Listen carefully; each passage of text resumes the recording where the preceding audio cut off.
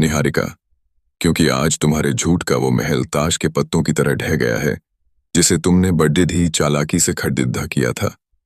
प्रथम, ये देखो, ये रिपोर्ट और ये वीडियो गवाह है कि निहारिका कभी प्रेग्नेंट थी ही नहीं। इसने सिर्फ तुम्हें पाने के लिए अपने चरित्र तक की धज्जियां उड़ा दी और डॉक्टर स्वाति ने खुद कबूल किया है कि उसने चंद पैसों के लालच में आकर झूठी रिपोर्ट बनाई थी।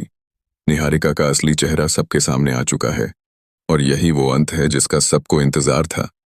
लेकिन ये सब शुरू कैसे हुआ, चलिए आपको ले चलते हैं उस वक्त में जब राध्या अचानक गायब हो गई थी और पूरे घर में मातम छाया हुआ था। इतने दिनों से राध्या का कोई अता पता नहीं था।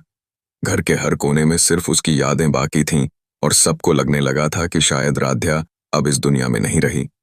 निहारिका ने घर में अपना नाटक शुरू कर दिया था और कहने लगी कि बस करो, अब झूठा दिखावा बंद करो, राध्या मर चुकी होगी। लेकिन हकीकत में वो खुद एक बड़ी डिद्धा खेल खेल रही थी। घर में सबकी हालत खराब थी। प्रथम राध्या की याद में पागल हो रहा था और खुद को नशे की गर्त में धकेल चुका था।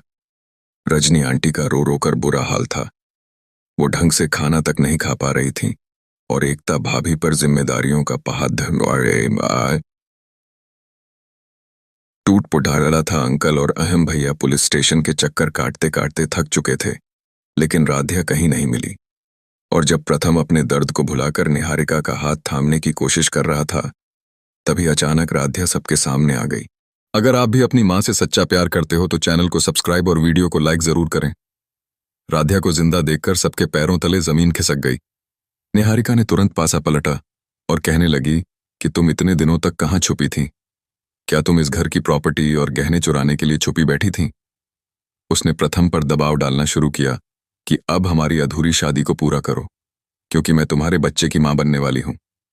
निहारिका ने प्रथम को कसम दी कि तुम्हें मुझसे शादी करनी ही होगी, और जैसे ही वो सिंदूर भरने वाला था, राध्या ने उसे रोक दिया। राध्या ने दहादहते हुए कहा कि कौन सा बच्चा निहारिका? तुम किस बच्चे की बात कर रही हो? क्योंकि सच तो ये है कि तुम कभी प्रेग्नेंट थी ही नहीं। प्रथम हैरान था कि राध्या को यह सब कैसे पता।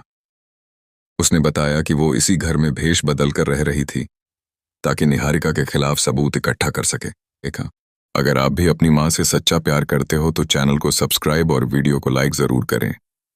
निहारिका ने अपनी सफाई में कहा कि प्रथम तुम खुद मेरे साथ हॉस्पिटल गए थे और डॉक्टर ने चेकअप किया था, लेकिन राध्या ने एक वीडियो दिखाया जिसमें निहारिका किसी और से बात कर रही थी कि अगर आज तुम समय पर नहीं आती तो सबको पता चल जाता कि मैं प्रेग्नेंट नहीं हूं।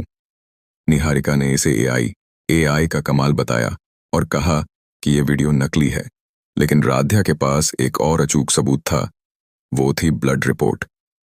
राध्या ने बताया कि हल्दी की रस्म के दौरान जब निहारिका को कांच लगा था, तब उसने उस खून का टेस्ट करवाया था जिससे साबित हो गया कि वो प्रेग्नेंट नहीं है।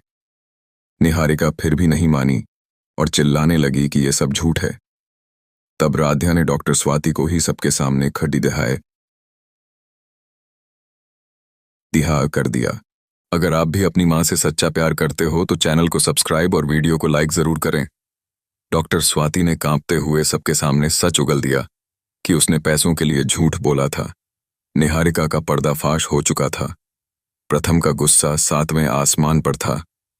उसने कहा कि तुमने मेरे चरित्र पर उंगली उठाई और मेरे परिवार को मुझ पर शक करने के लिए मजबूर किया।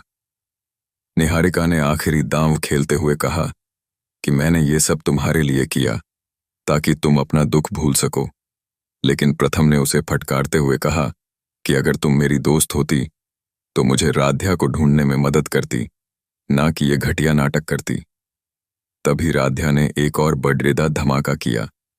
उसने बताया कि कोल्ड स्टोरेज में हुए धमाके के पीछे और उसे गायब करने के पीछे भी निहारिका का ही हाथ था।